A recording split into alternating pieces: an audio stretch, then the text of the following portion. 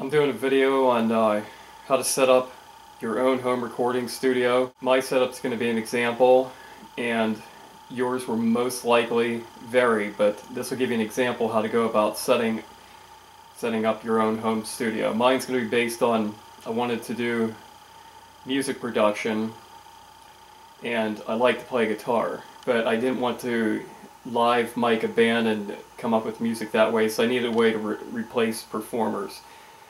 Now when you first start looking into this, it seems easy, and you think you need a computer, maybe a set of headphones, and you're good to go. In some respects, that's true, but not really close by a long shot. Once you start looking, it gets deeper and deeper, and there's a lot of things that can go wrong if you don't set it up correctly.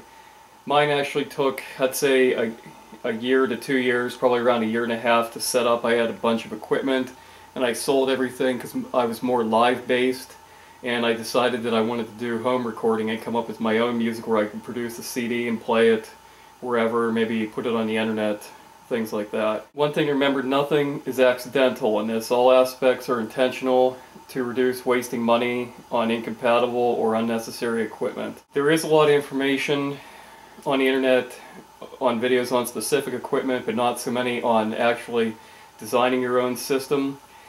A lot of times you'll think that you can go to a forum and get information, but a lot of it's conflicting, and it's hard to rely on, and you don't know which way to turn a lot of times when you're trying to figure out something on the internet. You have to basically look into catalogs, equipment.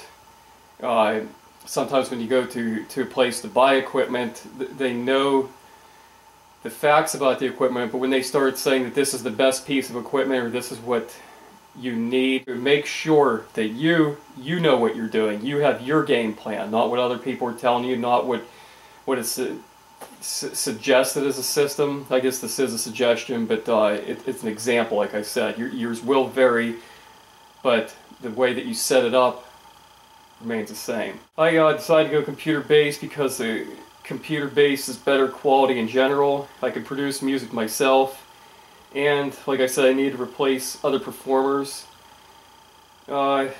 This is my system. Just for an example, there's lots and lots of ways to do the same thing that I'm doing, or slightly different, or bigger. If you have a garage band, or a band in your garage, or some friends micing a bunch of instruments, you might need a larger interface than I have. You might decide that you want a desktop because you're not moving so much. It all depends on what you need. So the first audiovisual thing I have here is this chart on personal small bedroom music production studio setup game plan. Again, this is my setup that we'll be talking about, but in general, determine what did I have? What do I have? I had certain things. What do I need? For instance, I needed a computer. So I had to choose a computer. Then I had to make sure all the software and hardware is compatible. If you buy one brand of computer, not all the software programs work with that computer, not all the interfaces, etc. work with that computer. Make sure the equipment works well together. For example, my computer, my Macbook Pro, there is a FireWire 800 jack. Now, most interfaces are FireWire 400. So if you made a mistake of putting on a FireWire 800 hard drive and then tried to stick on a FireWire 400 audio interface in that same chain, because they daisy chain, like the audio interface would go in the back of the hard drive, and then from the hard drive would go out to your computer. That's not going to be a FireWire 800 connection anymore. It'll slow down your drive, because once you plug in the lower FireWire 400, it drags the 800 down to 400 specs. Now there is a Y cord that supposedly goes in FireWire 800 and splits it to FireWire 400 and 800, but from what people are saying, it seems that it still drags that 800 connection down to FireWire 400, even though it has the port for the FireWire 800. It's calling it FireWire 800 jack and a FireWire 400 in the Y cord, but I'm suspicious that the FireWire 800 will run at 400 when you stick the FireWire 400 in the second jack. Also, in a prior version, one issue was that was deterring me from some of my software selection was that S1V2 and AmpliTube 3 would not work together. One or the other or both would crash, and I believe it had something to do with the Melodyne that's included with S1V2. But since then, with the new version, it no longer crashes. But you need to be aware of issues. Forums actually, in that respect, to find problems are a somewhat good place and bad place. You can find suspected problems. Sometimes people simply don't know what they're doing in general, so they'll make it look like there's an issue where there is no issue. Make sure your system and components are appropriate. I needed to be mobile, so I bought the MacBook Pro. I bought a laptop. Is one example of that. Also, I suggest that you buy quality gear. Like some of the interfaces go into thousands of dollars. Some of the modelers go into thousands of dollars. I have my interface that I'll be using. My FireStudio Mobile was a couple of hundreds. There are interfaces that are under $100. I don't know if I would recommend them. And the extremely expensive modelers are sometimes hard to use. It was a big thing for me to have something that I could use, but there are modelers that are, again, under $100. I don't know if I would go with them, but I have a Pod XT and I had it fully upgraded. I feel that it's a decent product to use.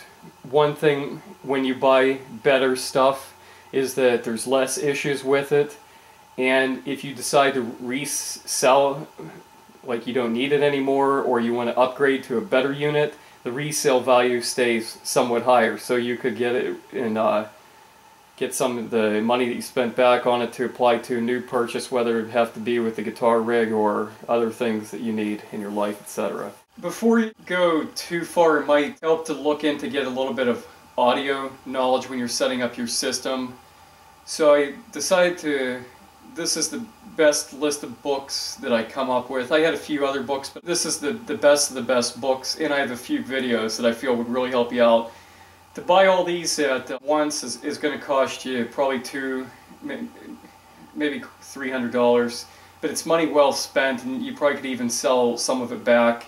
But I'd recommend keeping it just as, like, if you have a passion for something, you have information on it, so you have a better understanding and basis for what you have a passion in the first place for. So this is going to be in, the books are, I don't have the videos are about all the same, but the books are going to be in order that I would read them. I did not read them in this order, but since then, like if I had to say read it in this order, I would recommend this order because it'll kind of build on itself in that manner. Like I've been researching audio for 16 going on 17 years. So when I read them out of order, I wasn't so confused as I would if I was just picking these books up and reading them. So the first one's Critical Listening Skills for Audio Professionals. It's by Alton Everest. This book teaches things about delay and different characteristics of sound. Look for the one that comes with the CD. There's other versions, I don't know what they are, but look for the one that comes with CD. It's kind of thin. This one's hardback. I don't know, maybe there's paperback that's cheap or whatever. This one's Gorilla Home Recording. It's a second edition. I believe there's a first, but why not get the second? How to Get Great Sound from Any Studio. It's by Carl Coriat. It goes into some basic recording things similar to setup that I'm talking about, and some recording things in general, about microphones, etc. This is similar, but more setting up your system on a budget, recording on a budget, by Brent Edstrom. Mixing Secrets for the Small Studio, Mike Sr. This one even has, the next ones probably have really awesome reviews because they're an awesome book. They go in depth. I believe there's a little sum up section at each one, at the end of each section, so even if you're not paying attention through the section, at the end when you read the summary, it'll be apparent that you missed something, or it'll recover in general. So the summary section's kind of nice, but I don't recommend like blacking out and reading books in general. It's just nice to have a summary in general to reinforce things. This book is super rad. It's Mixing Audio Concepts, Practices, and Tools by Roy Zaki. It comes with the DVD. The new version, there's a second edition, you know, or second volume or version. Why not buy version 2? But note, I believe the DVD content, instead of it being here in the back of the book, my DVD's not here, it's in a special place, protected place, so it doesn't get smashed up. But I don't know, I couldn't get my DVD to play. The DVD material that's in the second edition, I believe, is online. So, I don't know, I kind of like having the DVD in my hands. I could never get mine to play. I don't know if my TV's stupid or what. This is probably the last in the sequence that you're going to want to read. Mastering Audio, the Art and the Science, second edition.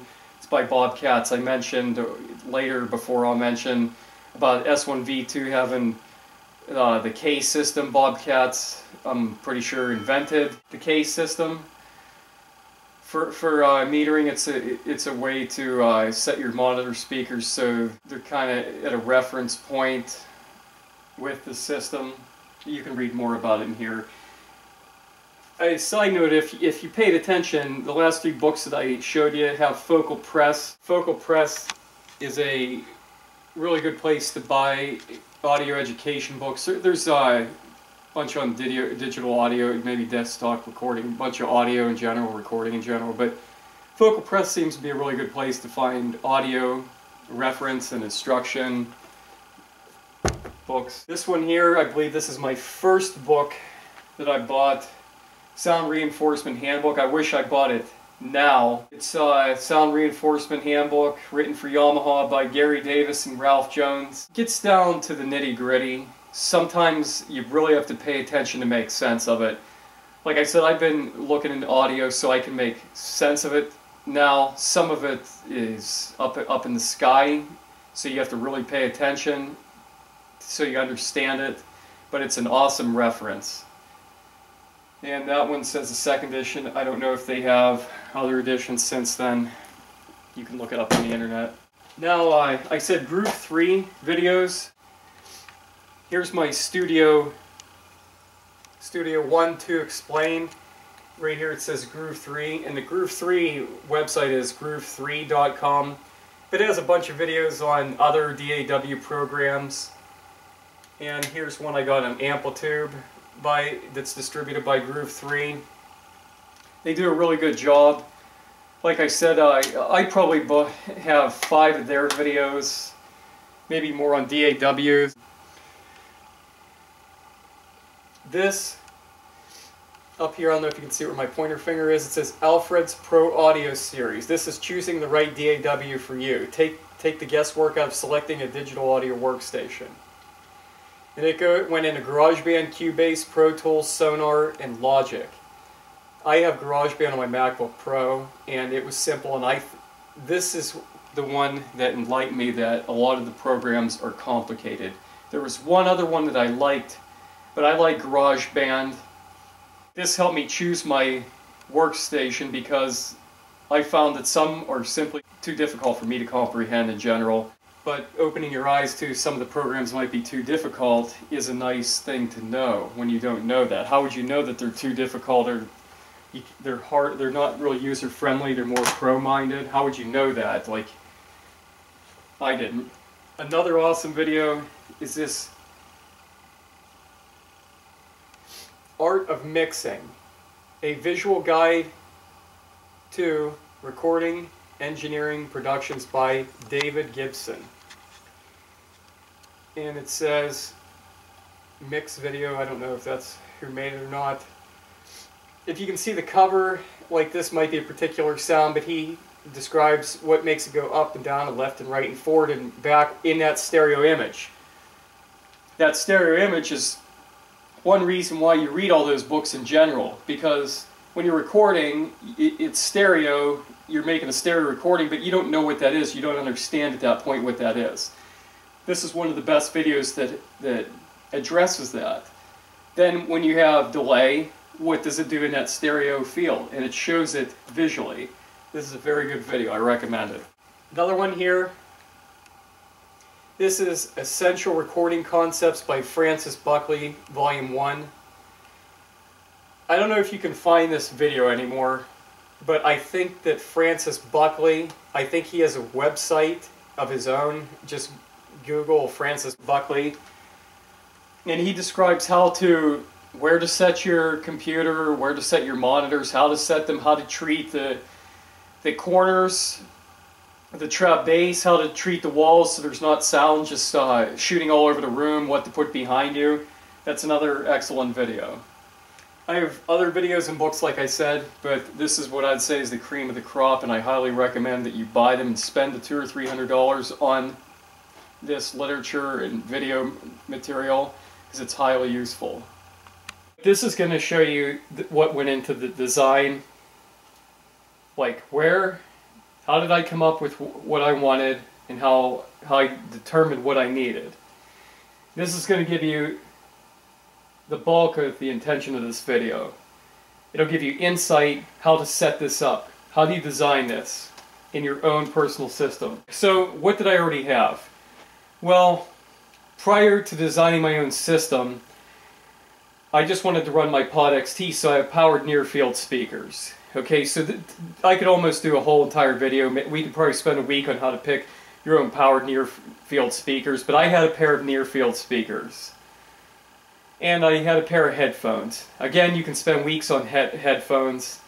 For my powered near-field speakers, I have a line pair coming from my source going into a powered sub. My powered sub's an M-Audio BX10S. It's a 10-inch, 200-some watt powered sub. Then it has a filter in it, a crossover, so it sucks all my lows out and sent to my powered near-field speakers, my left and right, that are more on ear level. And those are Event TR6s. They're 6 or 6.5 inch woofer in each left speaker and 6.5 in the right speaker, and then each have a small 1 inch or 3/4 inch tweeter above it. I believe the woofers are both 50 and the tweeters are 30, and I believe they're both bi-amp, meaning that they have an amp in either cabinet, and there's an amp for the tweeter and there's an amp for the woofer, but don't quote me on it. I'm just trying to be honest to like what I have when I'm saying powered near-field speakers. Rather than being just generic powered near-field speakers there, you know what I have. Headphones, I bought Sony MDR7506s. I'm really happy with it. I tried more expensive pairs, and they may be more neutral or flat, but I found them real blah, and I didn't like using them. I'm happy with my Sony MDR7506s. I have 2 electric guitars. One's an Ibanez loaded with EMGs, active pickups. The other one's is a Ibanez loaded with Bill Lawrence passive pickups. Both of those things you could spend weeks picking on a guitar and pickups, but we're talking about setting up your own bedroom-based home studio music production computer-based system. I also had a Pod XT. It's a nice compact unit. I would say it's a nice unit. It has a fair amount of models on it. It's bean shaped, so it fits on the desk nice. It's kind of nice to move. I don't know. I like it. That's what I'm incorporating in my system. The last one, so what I already had down here, so this is what is needed. This is what I need. I had a Pod XT. I knew I could run left and right. There was some stuff on the Line 6 site that I could download, or might have been able to do it even in general, but you could run a USB 2.0 out to your computer. And I had two guitars I said, but I'm just writing one down here. I knew I wanted to go into my Pod XT, and I was also getting an audio interface. I guess I could have not got the audio interface and just ran into the Pod XT and out of the computer, used the line out. But there's a big deal about the audio interface, like when you convert analog like the guitar to digital, and then digital to analog back out to your speakers. Like what comes with the computer is silly compared to what these audio interfaces are going to have in them.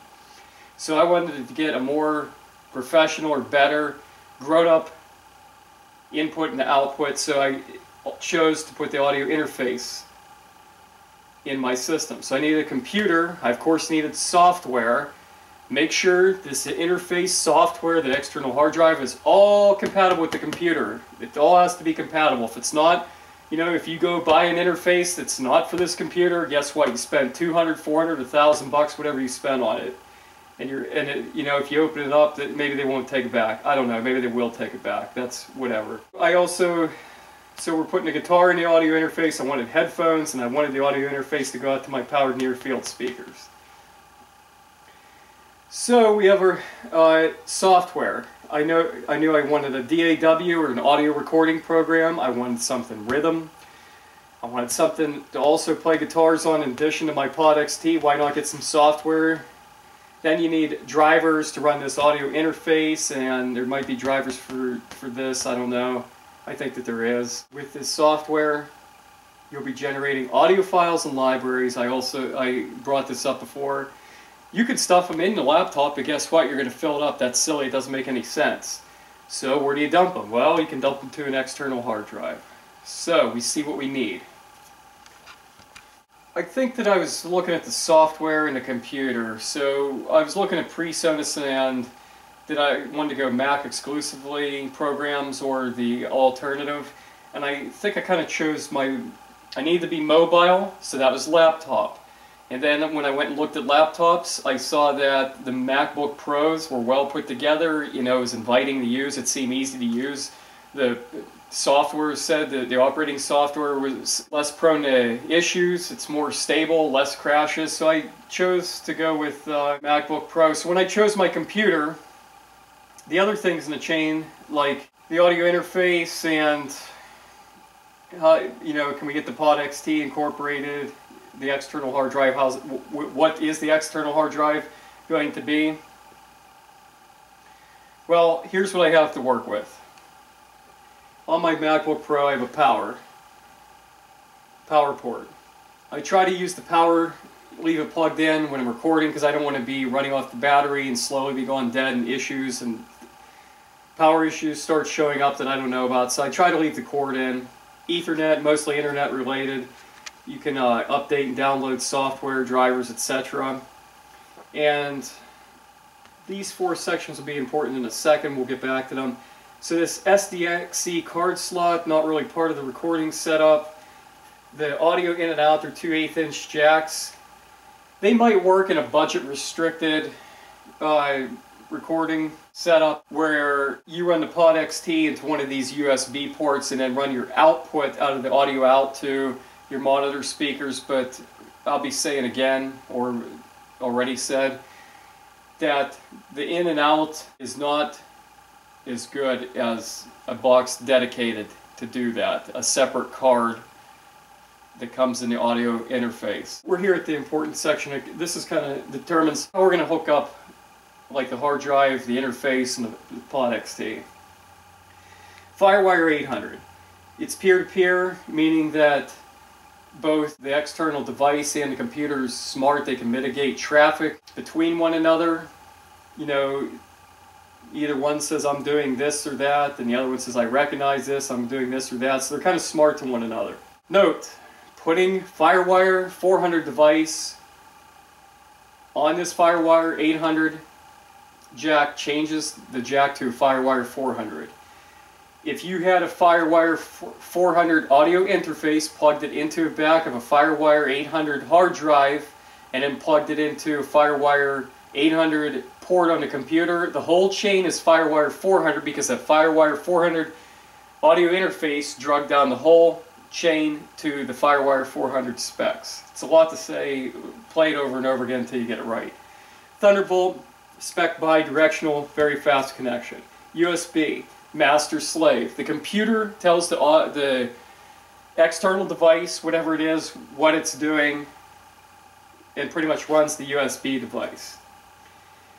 If you put too many USB things, you can buy a little USB splitter. They make them powered, but if you keep sticking USB device upon USB device, like your camera, camcorder, speaker, whatever's USB, all in at the same time, your audio interface, you put a hard drive on there, there's going to be too much on the USB bus and it's going to cause artifacts to show up in your audio. So that's something to keep in mind. You don't want to load up your USB too much. I know for me, I wanted the mouse because I don't like the trackpad for some reason.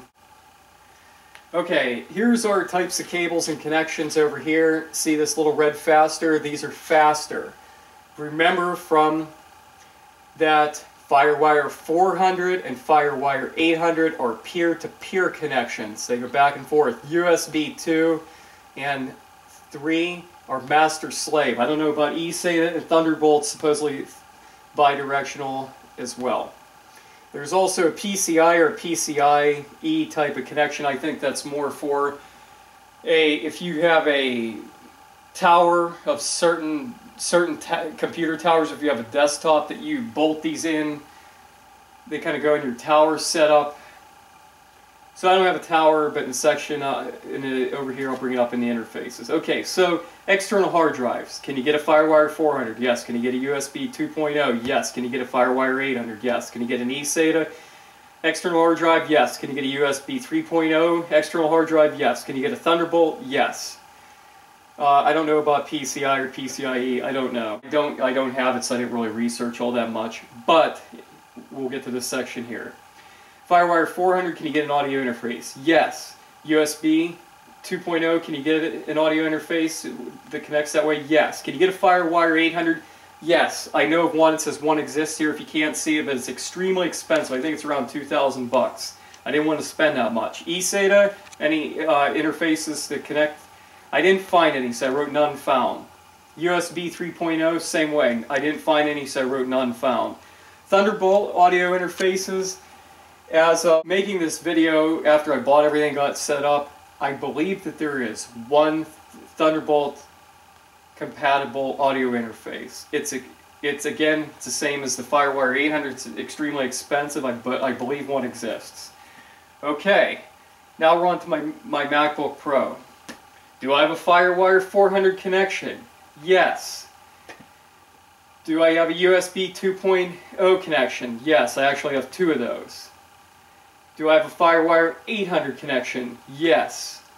Do I have an eSATA connection? Not on mine. There was 17-inch models at one time that had an express card slot. I have a 15-inch, but there is a 17-inch. I don't know if they have 17-inch models available anymore, but they did have an express card slot. I believe it was like an express card slot 34 size that you could put a card in that would convert to an eSATA jack. You could also convert that that express card slot to some of these other, like a FireWire connection, but I'm not sure on that. USB 3.0 connection. On the new MacBook Pros, they do have two USB 3.0 ports. They have external hard drives for that. I don't know of any audio interfaces. Do they have a Thunderbolt port on this MacBook Pro? Yes.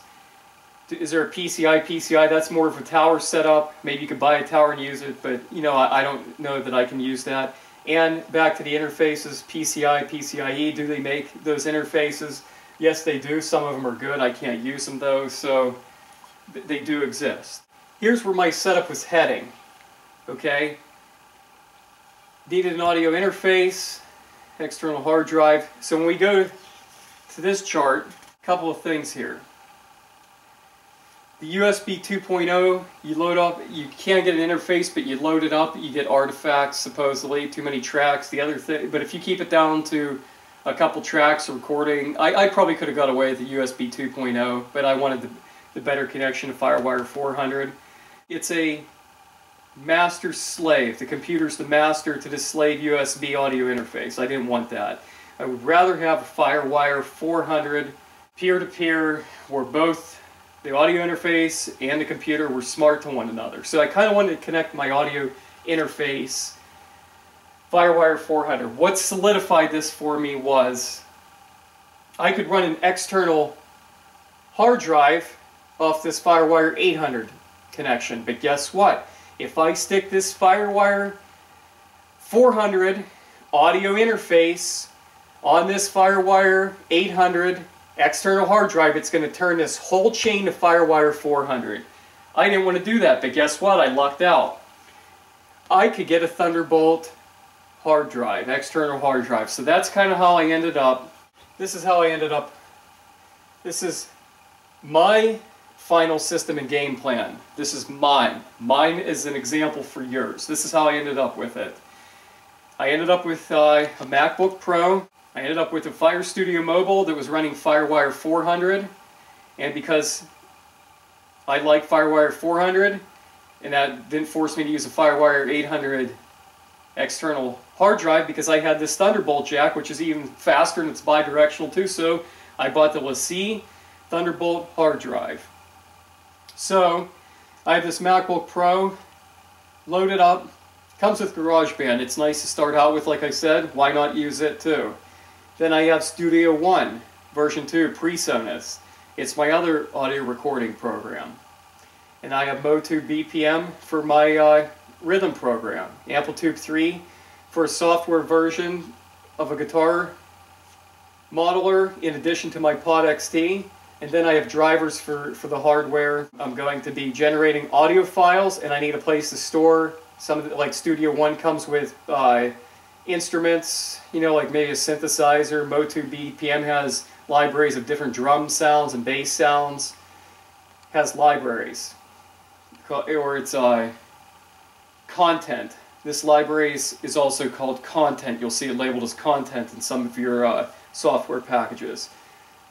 You'll be able to put that with a Thunderbolt cable. This cable was like 50 bucks when I bought it. I can put it on my LaCie Thunderbolt hard drive. Then I can plug my electric guitar into my Pod XT with a guitar cable, and I can go with a USB 2.0 cable into my MacBook Pro.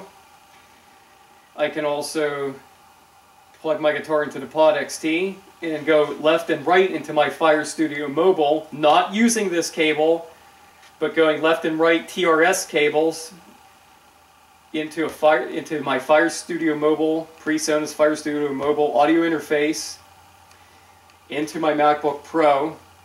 Notice that the FireWire 800 to FireWire 400 cable is a big deal. It's a 6 to 9 pin, 6 pin to 9 pin, 6 pin FireWire 400 connection on this FireStudio Mobile, Presonus FireStudio Mobile Audio Interface, and a 9-pin FireWire 800 jack here, and it runs as a FireWire 400 connection. And the cable, contact and see if you can get a cable from them that is bidirectional and bilingual. It's a big deal. I can also run my electric guitar with a guitar cable into the FireStudio Mobile and run AmpliTube 3 on my Pro. And I can monitor through headphones.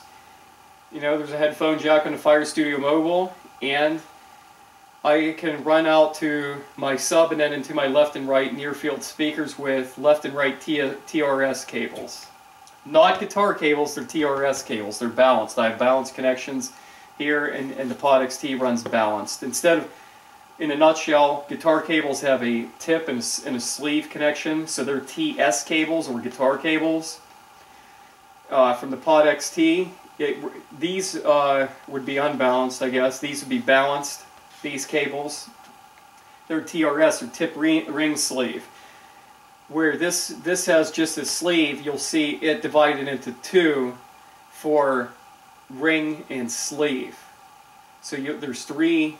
When you plug in this 1/4 inch TRS cable, you'll see three little divided metal parts on the actual 1/4 inch jack. So there's left TRS cable, 1/4 inch cable, and then there's a right 1/4 inch TRS cable, and the same to my near field speakers. That's basically it. This is just, like I said, this is what went into setting up my system. I did go to forums, but you have to be able to read between the lines. A lot of the people are talking about equipment, they're hyping equipment that they want and do not have. There's a lot of younger kids or people in general that are amateurs that are talking about stuff that they don't have no information on. There are other people that are dabbling in it. There are even more people that are more scientific minded that get into the spec-wise of setting this up, but if you tell them to come up with put the artistic side together, they're not so good at that, but they're really good spec-wise at that. So they'll tell you, back when I was looking at the interfaces, for me to buy a $2,000 FireWire 800 interface that connects that way, or the Thunderbolt version, I don't know, a $2,000 interface in itself is a little bit beyond what I want, because they have something like maybe 10 ins and outs to begin with. I don't know to be sure, but this has, you know, what I needed to go in and out. You have to read between the lines on internet forums. A lot of people don't care as much as I do. Like, I really wanted to do this. Like, originally I thought I wanted to be in a band, but then I never got into a band, but I wanted to make music. So boom, here it comes one day, you know, 10, 15, 16 years later, that I want to come up with this recording setup. So about 2 years ago, maybe a year and a half ago, I start putting this together. But you start looking into programs, you know, right here's 2 of them, but there's probably 24 at least big time programs, audio recording programs, and you simply don't know what's out there. Then, you know, do I need a rhythm program? You know, what for the interface? How does the interface connect? All this is extremely confusing, and it seems like, oh, I'm going to put a computer system to go together, and you're going to go skip into the music store and put it together in 10 minutes. They might sell you something for hundreds of dollars, but I don't know. I don't think that you really find that get the use that you want out of it, and I don't know that it would be worthwhile, the type of use. Would you be able to do what you wanted? So it made sense to me to spend the time. So by me showing you what goes into the thought process and logic behind setting this up, mine becomes an example so you can see what goes into what do I need to think about. Things like this all needs to be compatible with my computer. So I wish you guys good luck, and hopefully this has been help to you. Thanks. So why did I choose the MacBook Pro? First of all, it had to be mobile, so it had to be laptop based. There's a lot of concern, I guess, there's things brought up that this line of computers is a little bit more expensive than other laptops that are out there. So I went and I actually looked at laptops, and the MacBook Pro felt like there was something there. Like I was latching on to something, and there was good build quality. Also, I tried out different models, and the MacBook Pro series almost invites you in to use it. Like I said before, and I probably will say this over and over again, I wanted something that would work with me instead of against me. And it feels like I can figure this out. You know, it's something that I can figure out how to use with not a lot of effort. So that's why I ended up with the MacBook Pro. Keep in mind that there is other things, like they have a desktop version. Now the desktop version will be a bit cheaper and perform better for the same thing that I chose, but it's not mobile. So I chose the best performing piece of equipment I could find that was mobile and that I could afford. The MacBook Pro series has some certain connections, like FireWire 800 connection, and there's a big deal made out of the type of FireWire that Mac uses, that it's more audio oriented than other FireWire connections out there. The other thing it had is a Thunderbolt connection, which is a really fast connection. The operating software also has a reputation of being very stable. There's a good warranty on it and protection plan. I bought the additional protection plan because I didn't want to not buy it and then find myself on the short end of the stick. And I have a place that you take it, and supposedly if there's a problem with it that they cover, you take it there, they fix it, and your care plan covers it, no questions asked. There probably are certain circumstances. They're probably not going to cover it if you go down the road and start it on fire and throw it out the window and run over it. They're probably not going to cover something like that. But if for some reason your screen malfunctions and it goes out, I'm under the assumption that they replace that and pay for it, no questions asked. But again, I'm uncertain, you know what I mean? I just bought the care plan. I also thought that buying a brand of this nature, that in the future, if I do need replacement parts, that they'll be available like pretty regularly. Like certain brands of cars, across the board you can get parts for. Odd models of cars, like you can't find parts for, they get used up and they just simply stop making them. There's a 13-inch model of this. The processor was a dual core. I don't believe you could get the 7200 RPM drive in it, which is important. Why not the 17-inch? The 17-inch as an express card slot, you can get the same processor, you can get the same 7200 RPM hard drive. The express card slot would be good for, there's little card connectors that would fit inside of it, that you could run an eSATA drive off of it. This has an XD-XC card slot, which I believe is one of those little postage card stamps that you would stick in, say, a digital camera. The reason why I didn't go with the 17 inches, it looked a little bit too big, a little bit intimidating in size. And if I wanted to put it in a backpack, I didn't know that it would just stick out, be cumbersome. So the main reason I didn't get the 17 is because it was a little too big. This is a late 2011 15-inch MacBook Pro. When I went to buy this, they were thinking about changing it over. There is a lot of rumor sites out there. Some things that they brought up, that they were going to do away with the optical drive where you put CDs and DVDs in.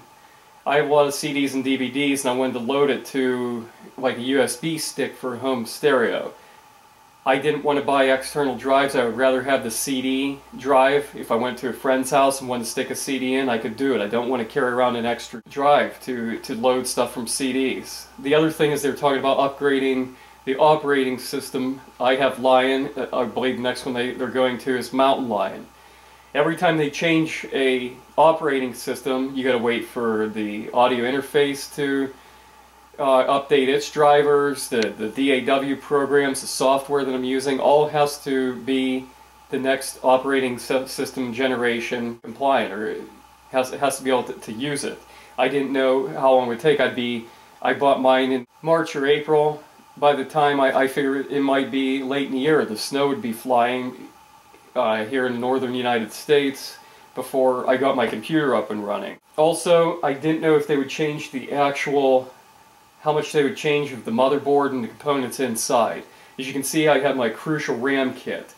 I could look up on Crucial and find the 16 gigabyte RAM kit to install in this MacBook Pro.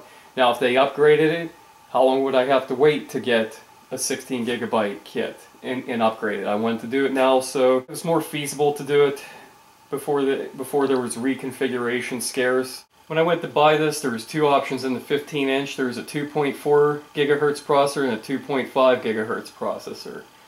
In addition to being faster, the 2.5 gigahertz processor has 8 megabytes of L3 cache, whereas the 2.4 gigahertz only has 6 megabytes. I chose the 2.5 for a little bit of speed and also for the larger megabyte of cache. I also chose 4 gigabytes of RAM. At the time you could get 8 and there was not 16, but if you looked up on the specs you could put 16 in that computer. So 8 was, I think, $200 for that upgrade. The kit at Crucial was at the time $250. It dropped a good bit since then for a 16 gigabyte kit, not 8. So I could get max of 8, or just for $200 extra, stay 4 gigabytes of RAM standard, and then apply the $200 savings towards 16 gigabytes instead of 8. So I went to Crucial and I got the 16 gigabytes kit for something like $250. Like I said, I believe it's more affordable since then. Also the hard drive. At the time there was a 5,000 and some, either a 52 or 5400 RPM hard drive that was standard.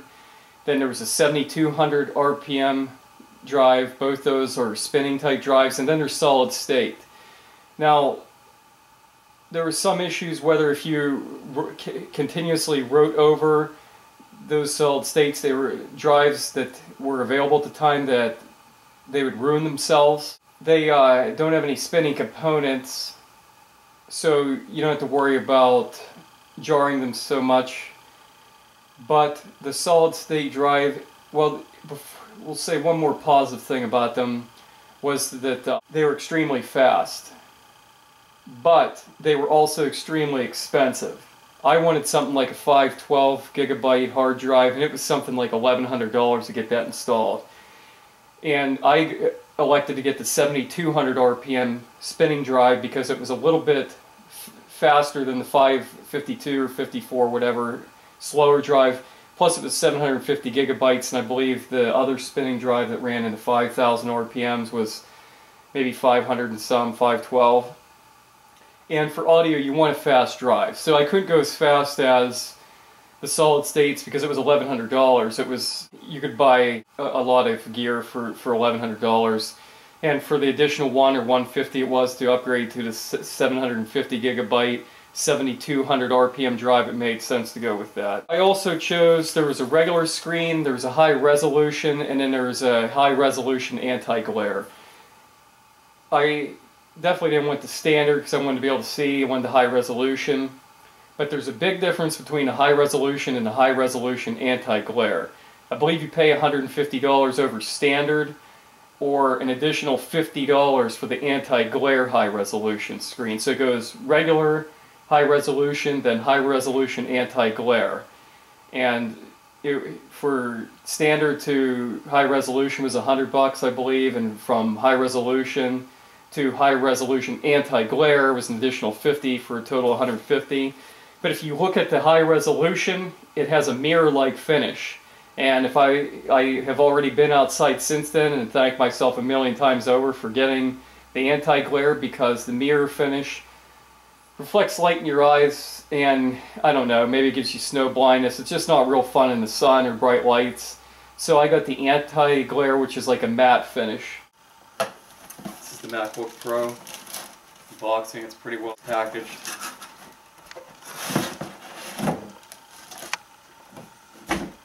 Here's the inside, bottom.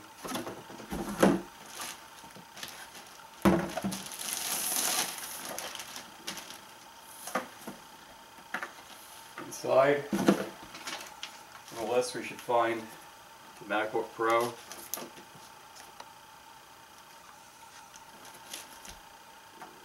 MagSafe power adapter, AC wall plug and power cord.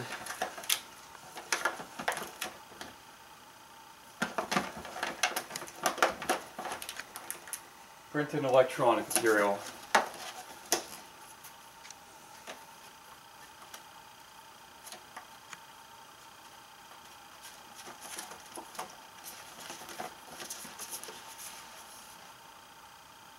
Display cleaning cloth.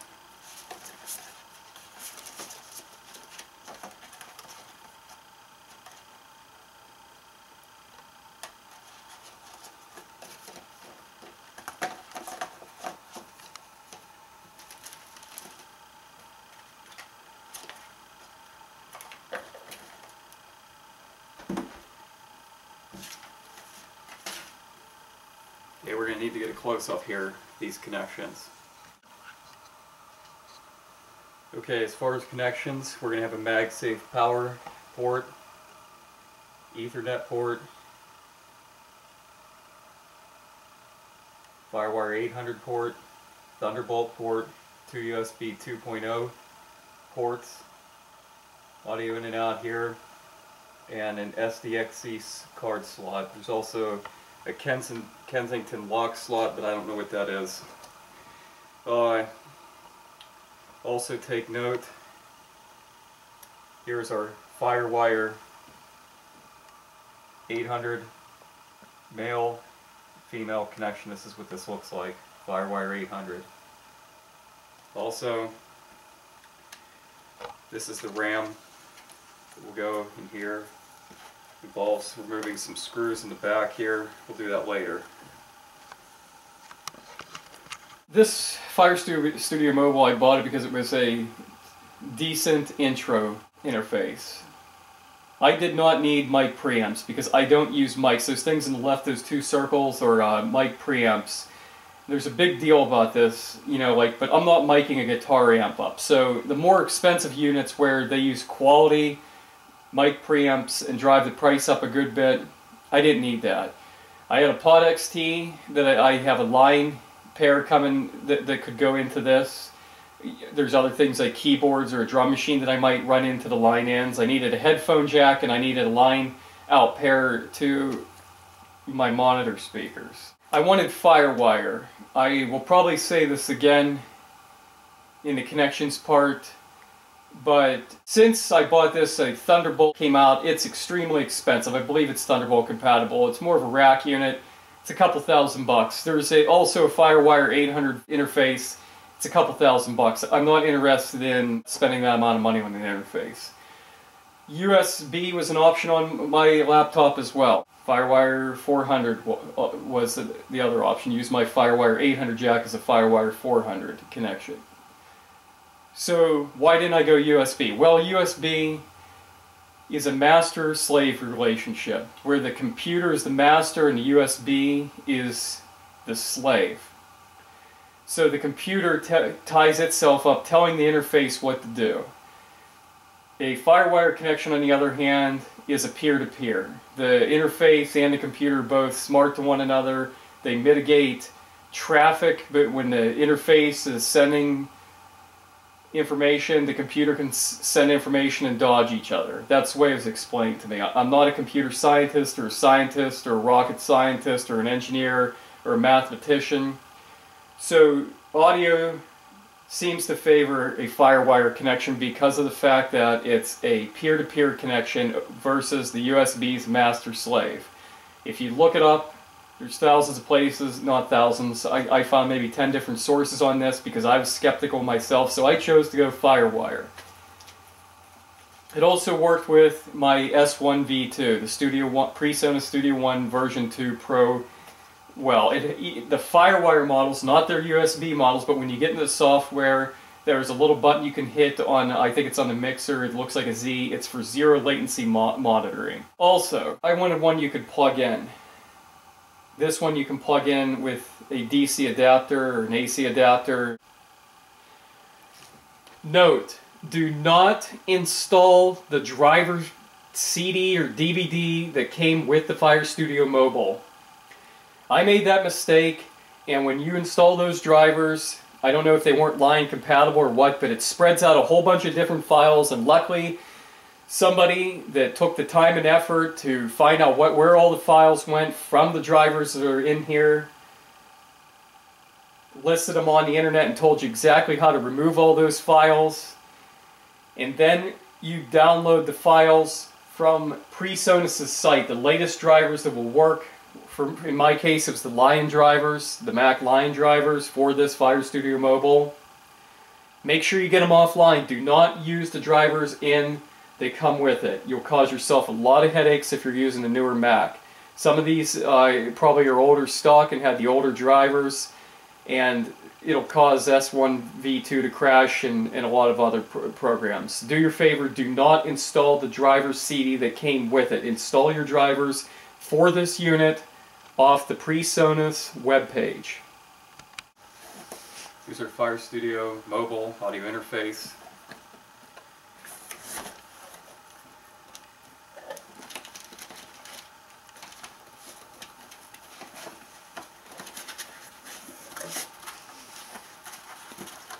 Here's the actual interface itself.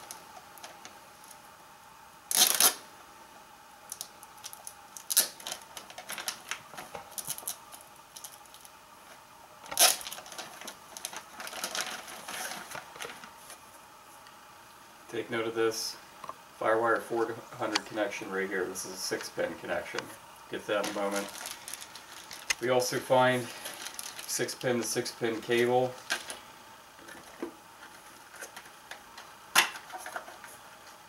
Power supply. Here's the drivers. Here's Studio One Artist. I have Pro, so this is sort of useless to me.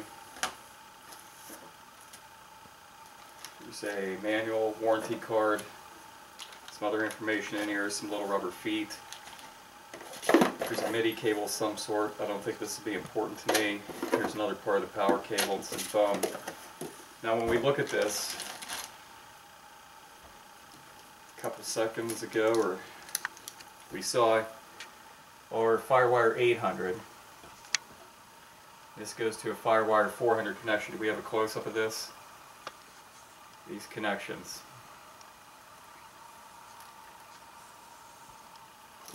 Something between here. Check these. Now, this is a big issue with this. I'm going to kind of line up these so they make sense. This is both a FireWire 400 connection here. These are both a 6-pin, and I have to go to FireWire 800. So there's two cables. This one was set with my Presonus. Okay, these are both, this one and this is both a FireWire 400N. This is a 6-pin. This one here is a 6-pin, this is a 4-pin. This 4-pin carries data, no power. This one, this FireWire 400 connector is a 6-pin. It carries data and power. When we're looking at our Presonus, the rear side of it, we notice that this FireWire 400 4-pin does not fit in this 6-pin. Like if you look at it, remember back to when you were a little kid and you had toys that you put stars and star-shaped things and squares and square-shaped things, round things into round-shaped holes on your busy box. Like you can clearly see that does not go in there. It doesn't make any sense. This is our FireWire 400 4-pin. It's not going to fit. It's not going to work. Here's our FireWire 6-pin. Now from our busy box days we can see that that fits in there. But we have another problem because we look at the other end of the cable and it's also a FireWire 400 6-pin connection, which is not going to go into our FireWire 800 connection. So what you need is this FireWire 800 400 9-pin to 6-pin connector. This, I believe, would work. I'm not going to take it out yet because it's sealed, but we can pretty much see that this FireWire 800 9-pin is going to fit in our computer, and this FireWire 400 6-pin is going to fit into our audio interface. I believe that this cable would work, but there's problems where they're saying that they're ordering it from the place where they bought this computer and the cable isn't working. I can't see any reason why there'd be molecular differences, that the cables wouldn't work for some reason. It doesn't make any sense to me. I believe what people were doing was buying this FireWire 400 connector and trying to stick it, this 4-pin in the 6-pin, and it wasn't working, and they were simply buying the wrong cable. There was also a discrepancy that this cable, I would say that this is a fairly reputable company. Seems like a nice cable. I haven't found anything that says bidirectional, bilingual on this, printed. There are other advertisements that clearly say bilingual and or bidirectional. FireWire, I think I'll be saying this before, maybe after, but FireWire works bidirectionally by nature. And I think what they mean by bilingual is that it's a FireWire cable or connection using two different connectors. Here we have our FireWire 800 9-pin going to the FireWire 400 6-pin. So being it has different ends doing like a FireWire connection, this is a bilingual cable. But so is this 4-pin to the 9-pin FireWire 800. So both these cables are bilingual, but this one's not going to work because of this FireWire 400 4-pin connector. You need this one, but it does not say bilingual or bidirectional, so certain places are saying that this cable's not going to work. I have another cable coming, and that's as far as we're going to go with that.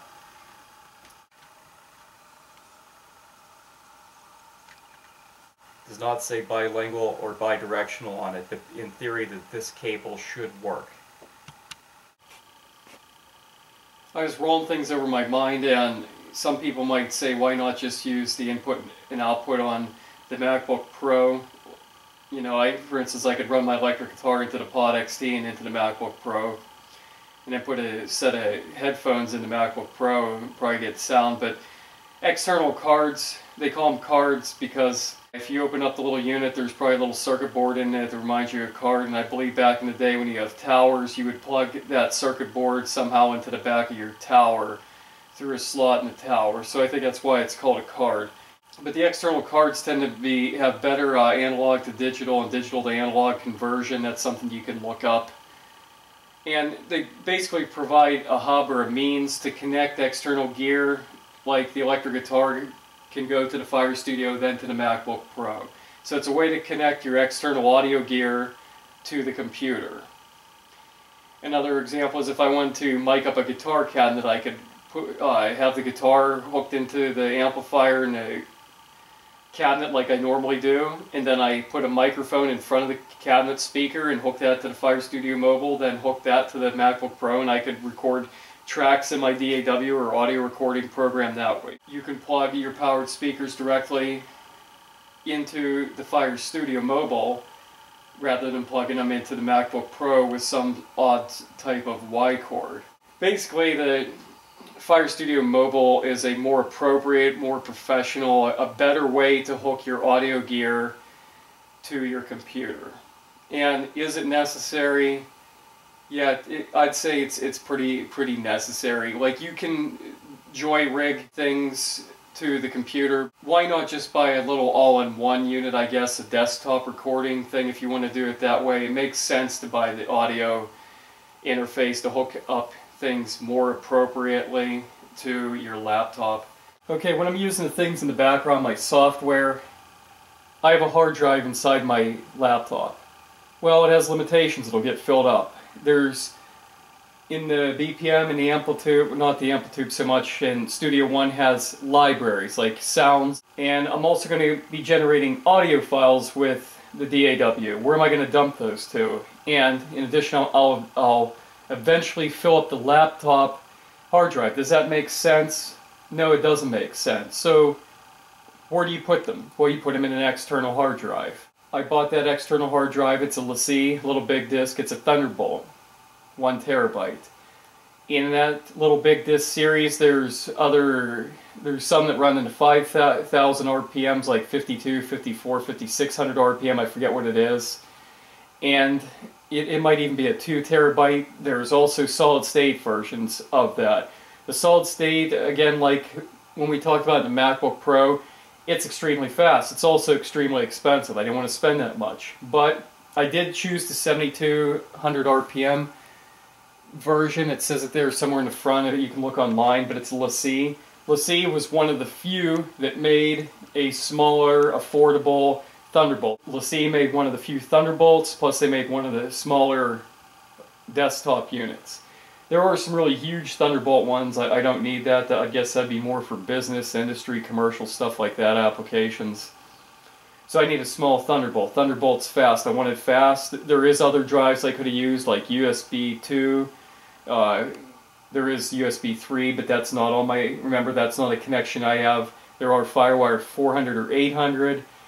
But I wanted my interface to be FireWire 400, and if you put the 400 on the FireWire 800 connection, it turns the whole strand into a FireWire 400. So I wanted it fast, and guess what? I have a Thunderbolt. There's nothing else, like there was no audio interfaces that would be needed to be plugged into that Thunderbolt thing, so I kind of lucked out. I had a Thunderbolt port, it's a fast connection. I need to dump libraries and audio files to an external hard drive, so I'm not totally filling up my laptop. So what better thing, you know, this is what I found. Let's see, some people complain there's a 2-meter cord. 2-meter cord, I don't know, that's 6 or 7 feet away. That's pretty long, and before I bought it there was some issue. There's some videos posted where the fan is noisy. My fan is not noisy. If you put the back up to it, like if you stick your face next to it, that's the only way you can really tell that the fan's blowing. Like, I'm male, so my whiskers get blown. You know, I can feel where my whiskers come out getting blown by the fan in the back, but you can't hear it. The ones online that they had, the first, I don't know, first models, maybe they were using a noisier fan, or maybe somebody was sticking the microphone up to the back of the unit to be nasty or cast doubt on it. But I can say that the cord is long enough to move it away, the silent fan far enough away that you can't even tell that it's really there. You know what I mean? And 2 meters is pretty long. The thing is that there's no noise and you can hardly tell that the fan is on, so I don't know what to say about the people saying that it's noisy. I'm not doing a demo of it. A relative actually bought a second one of these because I didn't know if my fan was broken or something. It was not so noisy. Guess what? His fan is dead quiet too. And you have to put your face down there. You get scared that maybe the fan isn't on, but you put your face down there and you can feel air blowing across your whiskers. You know, for the ladies, they might want to, you know, put their eyebrows or something, but you can definitely tell that the fan is on the drive and it's working.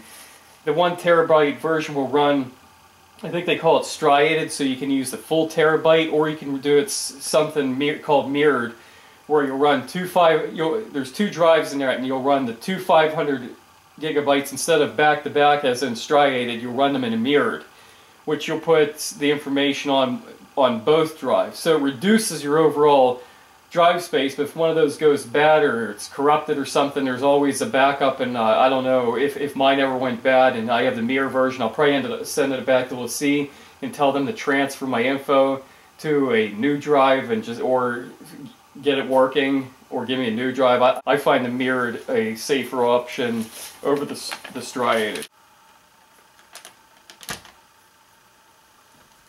This hasn't been opened yet, so I don't have a list. This is the 7200 RPM, 1 terabyte. LaCie Little Big Disk. Inside, find the drive itself.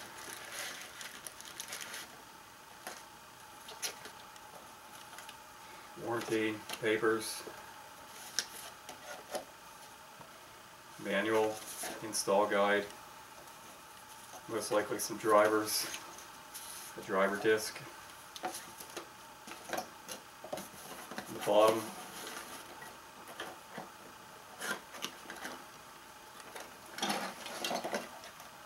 power cord. It's a wrench for some reason, probably to mount this bottom base onto the drive itself. Other connectors that I don't know what they are. Here's the drive. On the back, without opening, this plastic. Look at a vent here, a couple Thunderbolt connections to go with this cable that I just showed you. Power. Okay.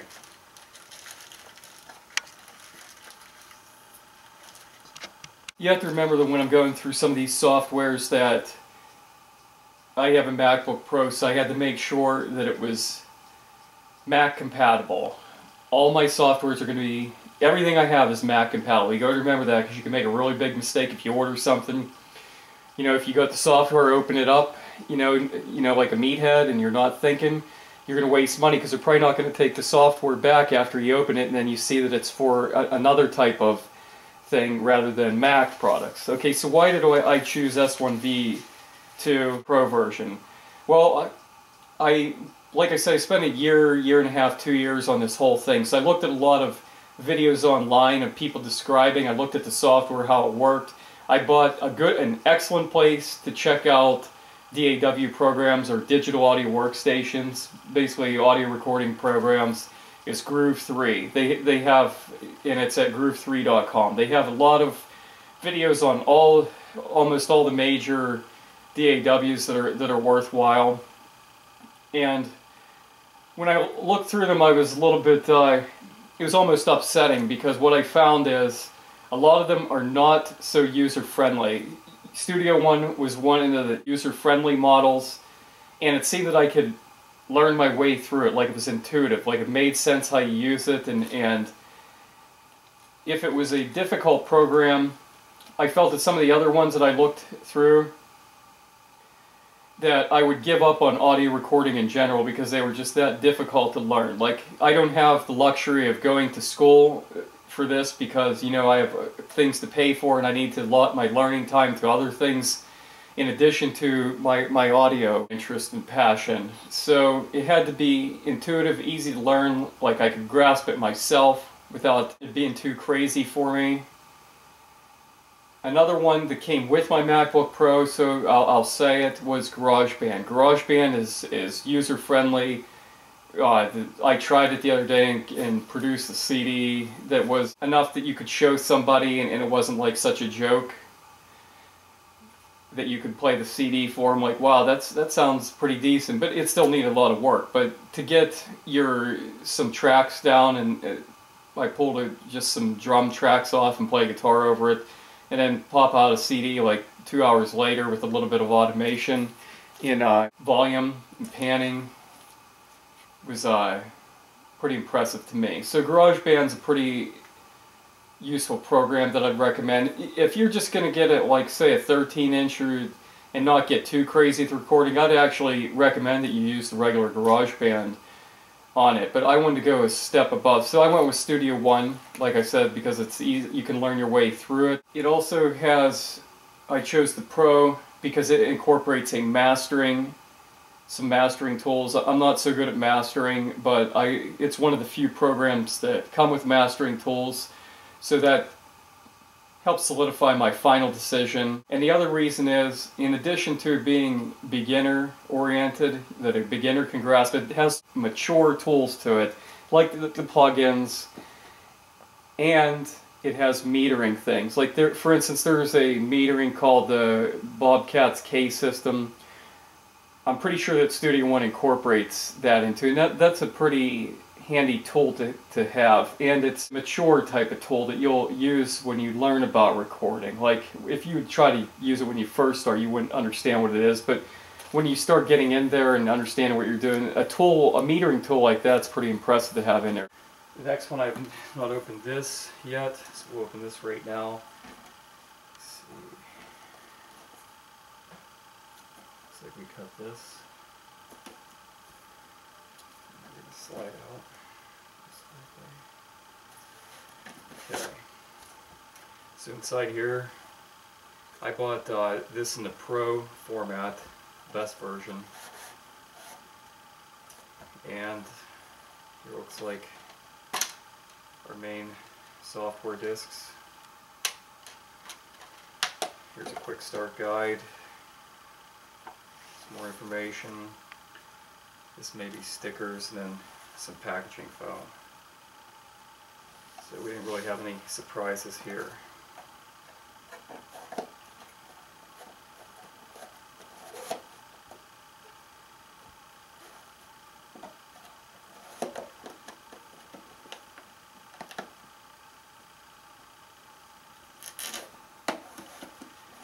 BPM is like, I like to play guitar, but it would be kind of silly. I don't know, I guess you could do it, just have guitar tracks, but I wanted some bass sounds and some drum sounds to it. So my brother had a drum machine, and I kind of liked how that was set up.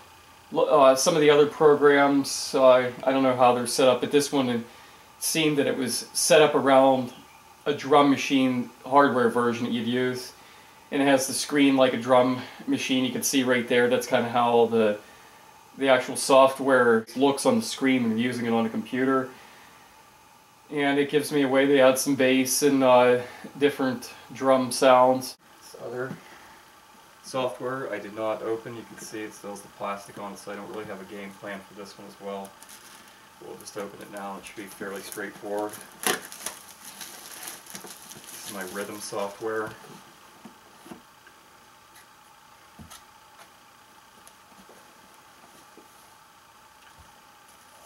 Side we have then some packaging foam. We got some software disks.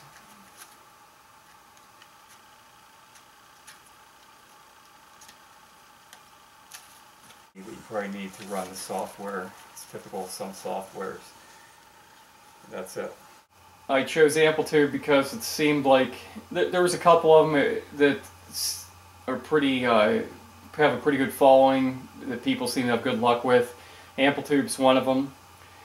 I also chose it because it has one of the few solid state amps on it. I didn't find that any of the other ones had a solid state model on it, and the sound was pretty good. I liked the interface, and it had a fair amount of models on it. Decent models I would use, like some of the distorted tubes. I like heavy distortion, I like cleans, and in addition it has a custom shop that you can go online and you can buy additional clean and buy additional distorted, buy pedals, in Addendum 2, AmpliTube 3. I haven't done that yet, but that feature's there. I don't know if some of the other programs out there have that. Here's my amp modeling software.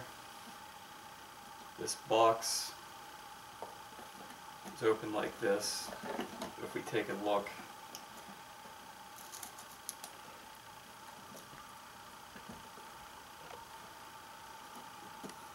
this bottom one wasn't open. What I think what somebody did was peeked at this inside information area. But regardless of that, I called the company to make sure that everything seemed like it was in here.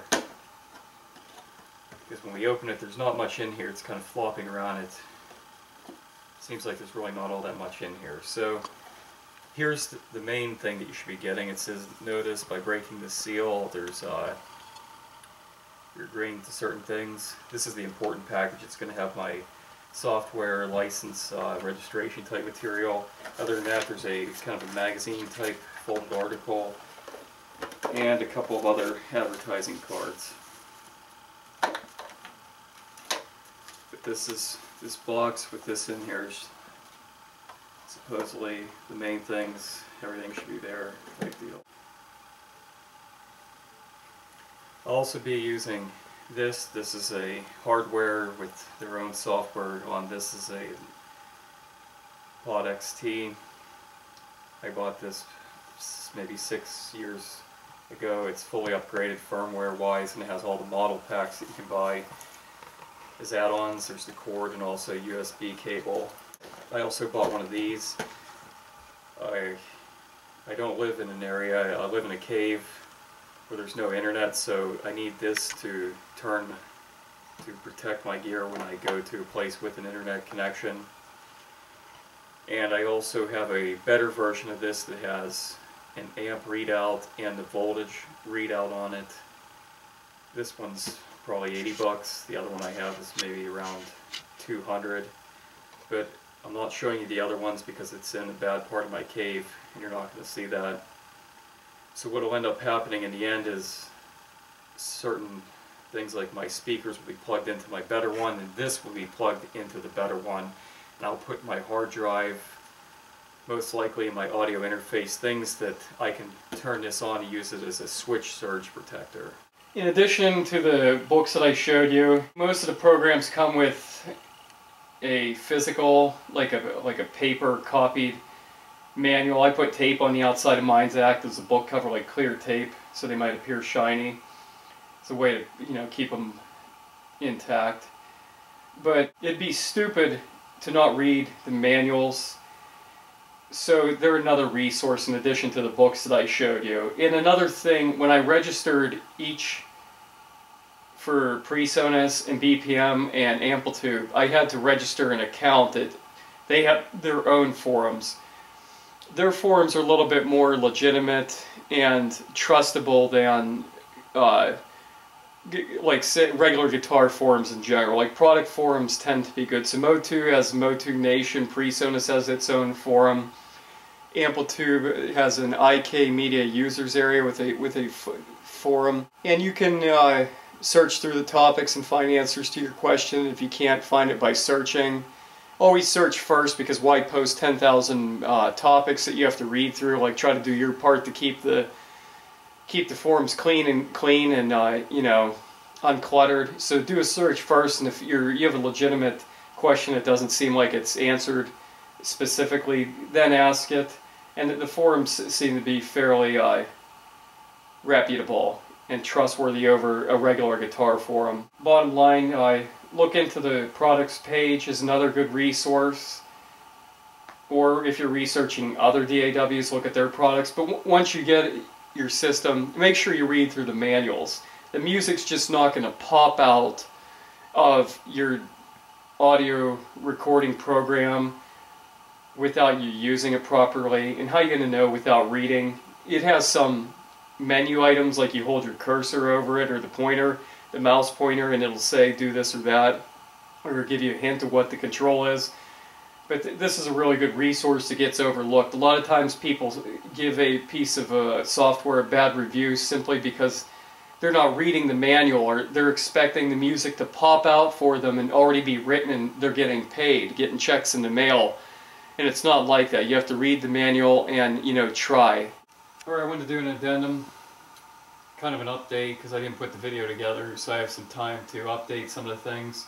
I mentioned before why the MacBook laptop, and since working with it for a while, like, it's extremely easy to use. It doesn't fight me whatsoever when I'm using it. The other thing is it has inputs and outputs that are all there in the right quantities, like in the right type. For instance, it has Thunderbolt, and that's exclusive to the Mac product lines, and it has FireWire connection, and the FireWire connection of the right type. Other brands of computers have FireWire connections, are lucky to have that on there, but it's not the right type. The chip, it's known to have the right type of chip, right type of FireWire in the MacBook or the Mac product line. Also, with the audio interface, why the audio interface? I touched on it before, but I don't really remember what I got to on that, but I'll just reiterate what I said.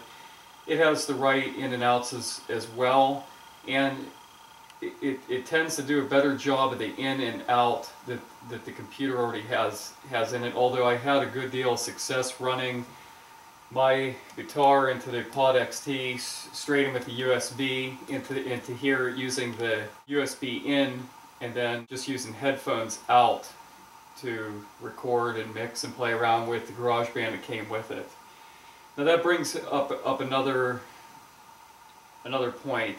Originally I was thinking that I could go from the Pod XT into the FireStudio with the left and right tip ring sleeve or the 1/4 inch cables out of the Pod XT into the FireStudio, and then run the FireStudio into my Mac laptop, and then go from the FireStudio out to my near field speakers. I can do that. I also can go from my electric guitar into the Pod XT, go USB into the Mac, and then go to my powered speakers. I cannot go from my electric guitar into the Pod XT with the USB into the Mac. I can do that, but then if I want to have my sound out through the FireStudio Mobile with Studio One, I have not had any success. Apparently you can only use one interface with that Presonus Studio One software. One interface. So I can't go through and use the Pod XT, going in input USB, and then go output having the FireStudio. The FireStudio has to have the in, and the FireStudio has to control the out. And I brought this up, and it's called having you need two different drivers, or it's called creating aggregate drivers. And Studio One only wants to use one interface with one set of drivers. It doesn't want to use Pod XT's input and then use the FireStudio's drivers for output. It doesn't want to do that. Although, like I said, on GarageBand I did use the Pod XT with the USB 2.0 cable and then output the headphones. I didn't try the output the headphones, or maybe I did with the Studio One, but I think the biggest thing to remember is there is something you can do called creating aggregate drivers that may or may not work with Studio One, but the biggest thing to remember is you can't go Pod XT, USB cable 2.0, and then expect to run just the output, because Studio One's going to, you try to set a Pod XT as your input, and it's going to try to force it as the output. And likewise, if you want to run the FireStudio, then it's going to try to force it on the input as well as the output, and you won't be able to put the Pod XT as your input. You can run the XT, however, with the line ins on your FireStudio, like come out of the output of the Pod XT with the 1/4 inch into the inputs of the FireStudio, the line inputs, and then the line outs to your powered near field speakers, and then your FireWire cable to my Mac laptop. Since I did the last video, Groove 3 also released the Studio One version 2 Advanced. I just had the regular DVD that they released. It's highly informative, so I imagine the Advanced version is.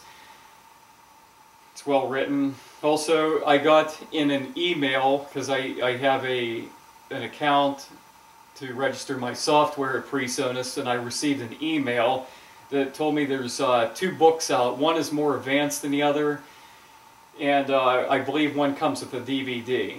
So I imagine if you went to the Presonus website that you could find these 2 books listed, or links to them for sales. Also, I was thinking, depending on how serious you are, I haven't been doing super amounts of recordings, so sometimes I wonder if I could have just got by with a 13-inch MacBook and maybe the same interface that I have now, the same powered speakers that I have, and a set of headphones. I guess why buy the Pro model baseball bat if you're not going to play baseball that much? Maybe go rent the equipment instead of spending a lot of stuff. But I think at this point, the Mac stuff runs really good without, I'd say, almost flawless. The 13-inch had a dual core, and I believe you can get them in 2.7s is the chip that they're running now. My 15-inch had a 2.5 gigahertz processor. I believe that it goes up to a 2.7. Maybe this the 13-inch dual core is a 2.8. I can't remember, but I think that just a regular 13-inch could have served my purposes. You might be able to save some money if you're a younger person, or you like to record but just you're not planning to do super professional stuff. You can get really decent stuff out of a 13-inch. So looking back on stuff, maybe you don't have to go totally all out in it like I did for a 15-inch unless you're super serious. But I have a nice setup, and thanks.